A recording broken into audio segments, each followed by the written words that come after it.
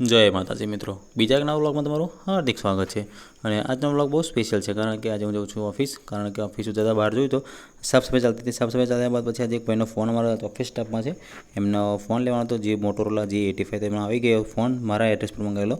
તો પછી એમનો ફોન ડિલિવરી કર્યા પછી હું સીધો ઓફિસ પર આવી ગયો અને જમી લીધું। જમીને પછી મારું જે કામ હતું એ કામની પાસે બેસી ગયો, કારણ કે ઘરે લાઇટો નથી ને, એટલે પછી કામ થોડું વધી ગયું છે। તો પછી આપણે ફટાફટ પછી કામ લેતું એ કામ લઈને બેસી ગયા। હવે જેવું કામ પૂરું થઈ ગયું તો પછી નીકળ્યો સીધો ઘરે જવા માટે। પહેલાં આપણે બાઇક હતું એને થોડું ધોવડાવી દીધું ચકાચક કરવા, કારણ કે ચોમાસામાં બહુ જ ગંદુ થયું છે। હવે પછી બાઇક ધોઈ પછી હું સીધો લેવા ગયો મારી ભાણી પાણી, કારણ કે તેને સ્કૂલથી મારે લેવા જવાનું છે। તો લેવા ગયા તો જોઈ શકો તમે ભાણીપા પાસે હિંચકો ખાય છે, વરસાદ પડે બેઠા છીએ। ત્યારબાદ પછી અમે શું કર્યું કે રસ્તામાં વરસાદ બહુ પડતો હતો, પછી મેં રેનકોટ લઈ લીધો એના માટે।